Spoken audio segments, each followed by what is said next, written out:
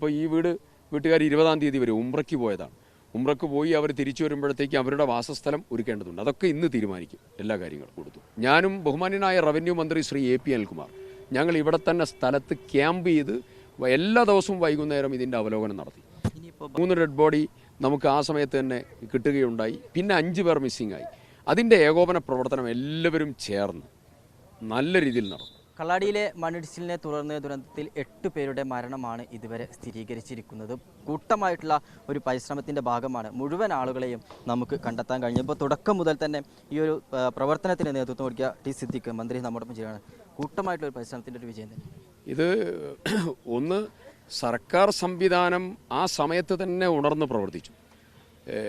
ഈ അപകടമുണ്ടായ ഉടനെ ബഹുമാനപ്പെട്ട റവന്യൂ മന്ത്രിയായിട്ട് ബന്ധപ്പെട്ട് മുഖ്യമന്ത്രിയുടെ കൂടെ മീറ്റിങ്ങിലായിരുന്നു ഞാൻ. അവിടെ നിന്ന് തന്നെ വിവരം പറഞ്ഞ് നേരെ സ്റ്റേറ്റ് ഡിസാസ്റ്റർ മാനേജ്മെൻറ്റ് അതോറിറ്റിയുടെ ശേഖർ കുര്യാക്കോസിനെ വിളിച്ച് വിവരം പറഞ്ഞു. NDRFനെ കോർഡിനേറ്റ് ചെയ്യാനുള്ളതായിരിക്കുന്ന ഡയറക്ഷൻ കൊടുത്ത് NDRF സംഘം ഉടനെ ഇവിടെ എത്തി. അപ്പോഴത്തേക്ക് നമ്മുടെ ഫയർ ആൻഡ് റെസ്ക്യൂ ഇവിടെ എത്തിയിരുന്നു. NDRF സംഘം എത്തി. അഡീഷണൽ സംഘം കോഴിക്കോട് നിന്ന് എത്തി. തെരച്ചിൽ പ്രവർത്തനങ്ങൾ ആരംഭിച്ചു. 3 ഡെഡ് ബോഡി നമുക്ക് ആ സമയത്ത് തന്നെ കിട്ടുകയുണ്ടായി. പിന്നെ 5 പേർ മിസ്സിംഗ് ആയി. അതിൻ്റെ ഏകോപന പ്രവർത്തനം എല്ലാവരും ചേർന്ന് നല്ല രീതിയിൽ നടന്നു.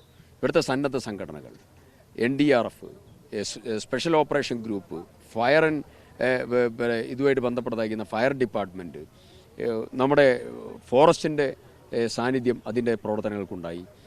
പോലീസിൻ്റെ നല്ല ഏകോപനം ഉണ്ടായി. ജില്ലാ ഭരണകൂട റവന്യൂ ഡിപ്പാർട്ട്മെൻറ്റ് നന്നായി അതിൻ്റെ പ്രവർത്തനങ്ങൾക്ക് നേതൃത്വം കൊടുത്തു. ഹെൽത്ത് ഡിപ്പാർട്ട്മെൻറ്റിൻ്റെ മെച്ചപ്പെട്ട ഏകോപനം ഉണ്ടായി. അങ്ങനെ എല്ലാവരുടെയും ഒരു വലിയ പ്രാദേശിക പഞ്ചായത്ത് നമ്മുടെ മേപ്പാടി പഞ്ചായത്ത് യുദ്ധകാലാടിസ്ഥാനത്തിൽ ഉണർന്ന് ക്യാമ്പ് സെറ്റ് ചെയ്യാൻ എല്ലാ കാര്യങ്ങൾക്കും നല്ല രീതിയിൽ തന്നെ അവരും നേതൃത്വം കൊടുത്തു. ഞാനും ബഹുമാന്യനായ റവന്യൂ മന്ത്രി ശ്രീ AP അനിൽകുമാർ ഞങ്ങൾ ഇവിടെ തന്നെ സ്ഥലത്ത് ക്യാമ്പ് ചെയ്ത് എല്ലാ ദിവസവും വൈകുന്നേരം ഇതിൻ്റെ അവലോകനം നടത്തി.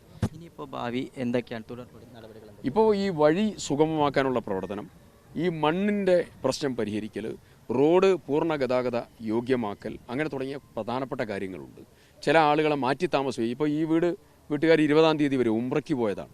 ഉംറയ്ക്ക് പോയി അവർ തിരിച്ചു വരുമ്പോഴത്തേക്ക് അവരുടെ വാസസ്ഥലം ഒരുക്കേണ്ടതുണ്ട്. അതൊക്കെ ഇന്ന് തീരുമാനിക്കും. എല്ലാ കാര്യങ്ങളും.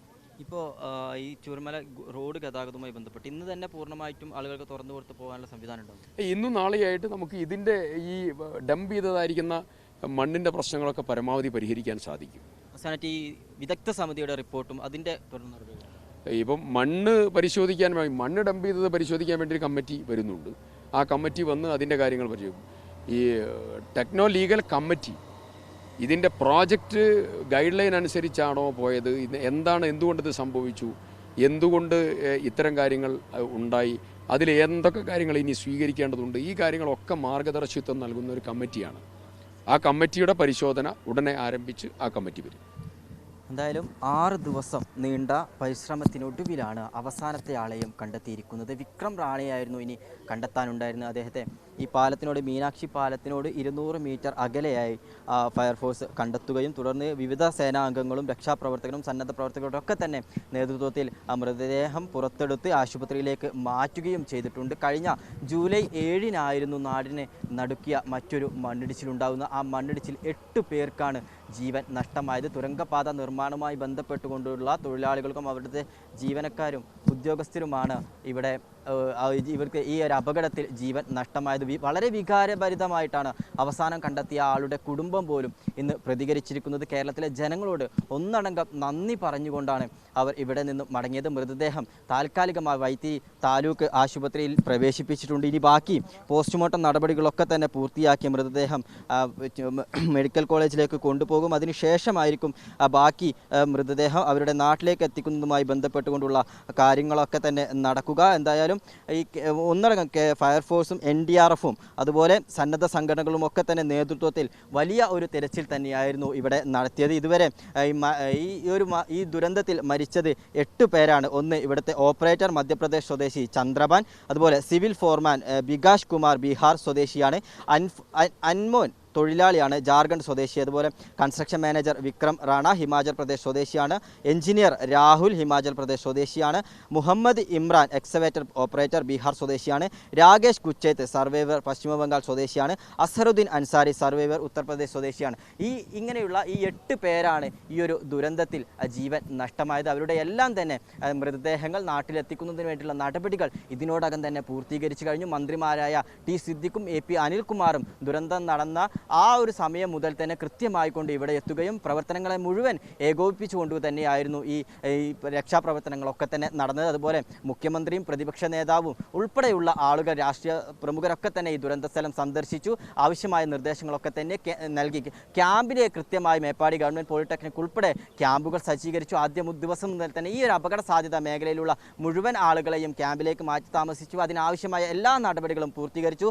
സന്നദ്ധ സംഘടനകളുണ്ടായിരുന്നു. കൃത്യമായിക്കൊണ്ട് അവരുടെ ഇടപെടലൊക്കെ തന്നെ പ്രശംസനീയമാണ്. ആദ്യ ദിവസം മുതൽ ഇന്ന് ഈ തിരച്ചിൽ അവസാനിപ്പിക്കുന്നതുവരെ അവരുടെയൊക്കെ ഇടപെടൽ കൃത്യമായി തന്നെ എടുത്തു പറയേണ്ട ഒരു കാര്യമാണ്. അവരൊക്കെ തന്നെ മന്ത്രി പ്രശംസിക്കാനും മറന്നില്ല എന്നുള്ളതാണ് ഏറ്റവും പ്രധാനപ്പെട്ട കാര്യം. കുടുംബവും അവരെ കൃത്യമായി ഓർക്കുന്ന ഒരു സാഹചര്യമുണ്ടായി. നമ്മുടെ നാട്ടിൽ മറ്റൊരു ദുരന്തം കൂടി കടന്നു പോകുമ്പോൾ ഓർമ്മിക്കപ്പെടേണ്ട ഒട്ടേറെ കാര്യങ്ങളുണ്ട്. ഇനി ഈ ദുരന്തം എങ്ങനെ ഉണ്ടായി എന്നുള്ള കാര്യത്തിലുള്ള വിശദമായിട്ടുള്ള ഒരു പഠനം നടത്തേണ്ടതുണ്ട്. അതിനു വേണ്ടിയിട്ടുള്ള വിദഗ്ധ സമിതിയൊക്കെ നിയോഗിച്ചിട്ടുണ്ട്. അതുമായി ബന്ധപ്പെട്ടുകൊണ്ടുള്ള റിപ്പോർട്ടൊക്കെ തന്നെ അടുത്ത ദിവസം തന്നെ ഗവൺമെൻറ്റിന് സമർപ്പിക്കുക. അതിനുശേഷമായിരിക്കും തുരങ്കപാതയുടെ നിർമ്മാണവുമായി ബന്ധപ്പെട്ടുകൊണ്ടുള്ള ബാക്കി കാര്യങ്ങളൊക്കെ തന്നെ നടക്കുക. അതിനുള്ള എല്ലാ നടപടികളും പൂർത്തീകരിച്ചിട്ടുണ്ടെന്നുള്ളതാണ് മന്ത്രിമാർ തന്നെ നൽകിയ ഉറപ്പ്. മറ്റൊന്ന്, ഇവിടുത്തെ ആളുകളുടെ ഏറ്റവും ഭീഷണിയായി നിൽക്കുന്ന ബാക്കിയുള്ള മണ്ണാണ്. ആ പ്രദേശത്ത് ഇപ്പോഴും ആ കാണുന്ന ഭാഗത്തെ മണ്ണ് പൂർണ്ണമായും ഇപ്പോഴും നീക്കം ചെയ്തിട്ടില്ല. ആ മണ്ണ് നീക്കം ചെയ്യുന്ന നടപടികൾ ഇനി പുരോഗമിക്കേണ്ടതുണ്ട്. അത് നീക്കം ചെയ്യാതെ ഇവിടുത്തെ ആളുകൾക്ക് സമാധാനമായി കഴിയാൻ കഴിയില്ല എന്നുള്ള കാര്യം വ്യക്തമായി ബോധ്യമാണ്. അത്രയധികം മൺകൂന